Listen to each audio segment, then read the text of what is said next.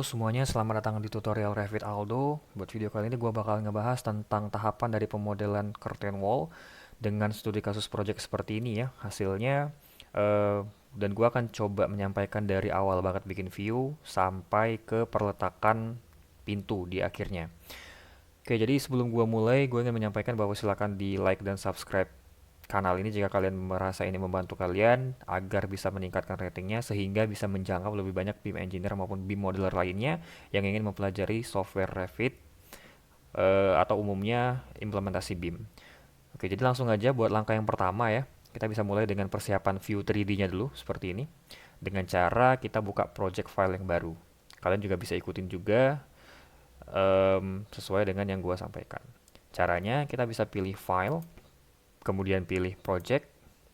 Lalu di sini gue saranin banget buat pilih yang metric architectural template karena beda template yang kalian pilih bisa jadi mempengaruhi ketersediaan atau tidaknya curtain wall family di project files kalian. Oke, pilih architectural template yang metric, kemudian ketik pilih OK. Nah, setelah terbuka ini bisa kalian ganti-ganti dulu ya, masih di tab pertama tentunya. Di sini gue ganti satuannya dengan cara ketik UN pada keyboard. Lalu length-nya ini gue bisa ganti jadi cm. Oke, oke lagi. Ya. Nah, masih di langkah yang pertama juga untuk sebagai awalan di view ini kita bisa tempatkan dulu lantainya ya, sebagai pola dari gambar ini. Caranya pada level 1 di sini gue bisa pilih floor pada tab arsitektur ya, di floor arsitektural ini. Gue klik, kemudian gue bisa modelkan dengan cara pilih yang rectangle di sini.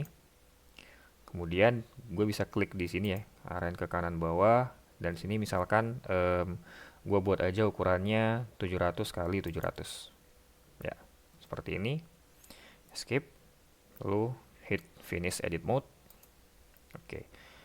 Kalau misalkan pengen dilihat juga bisa kalian ke quick access toolbar ya, lalu pilih default 3D view. Kalian bisa lihat keadaan 3D-nya seperti apa. Ini untuk awal ya. Ya. Oke, ini untuk langkah yang pertama. Kemudian buat langkah yang kedua, kita akan coba untuk menempatkan dinding batanya dulu ya, sebagai ya biar ada pembedanya juga antara sisi satu dengan sisi lainnya. Baik lagi ke level 1, kita akan coba modelkan di sini ya. Caranya kita bisa ke tab arsitektur lagi, kemudian kita pilih wall di sini. Ya, gue pilih yang generic basic wall aja yang 200 ini, kemudian location lainnya gue ganti yang core face exterior. Kita coba ya.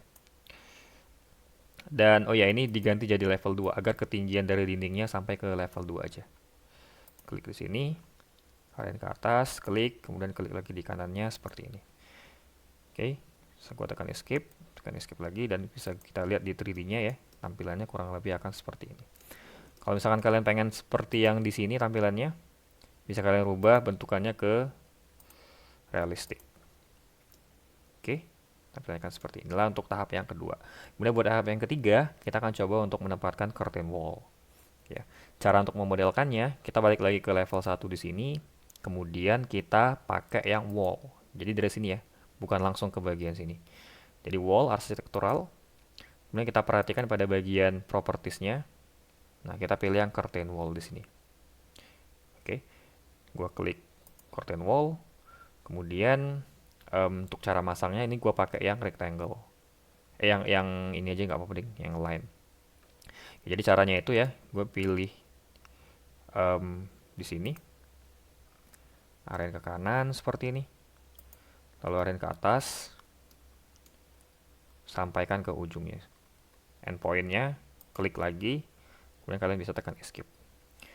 Nah, lalu kalian bisa balik ke 3D-nya dan kalian bisa perhatikan di sini ya, ada perbedaannya. Oke, nah ini untuk tahap yang ke 3. Oke, nah, kemudian buat tahap yang keempatnya, kita bisa membagi dinding ini berdasarkan grid-grid ya, seperti di bagian 3D view-nya ini. Caranya, kalian bisa memanfaatkan fitur yang ada di sini, ya, dengan milih curtain grid.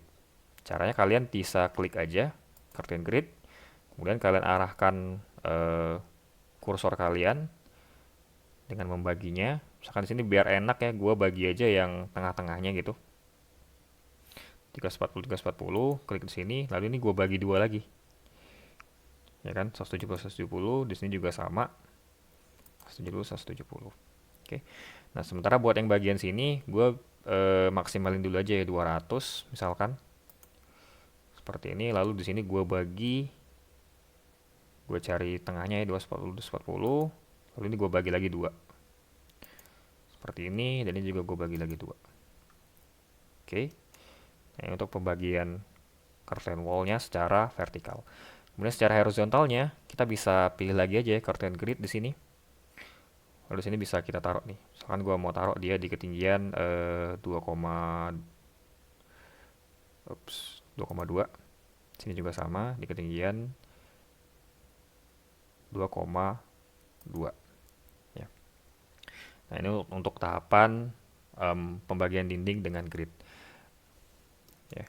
Nah, kemudian buat selanjutnya kita bisa meneruskannya dengan menempatkan atau mengimplementasikan titik-titik ini dengan strukturalnya ya.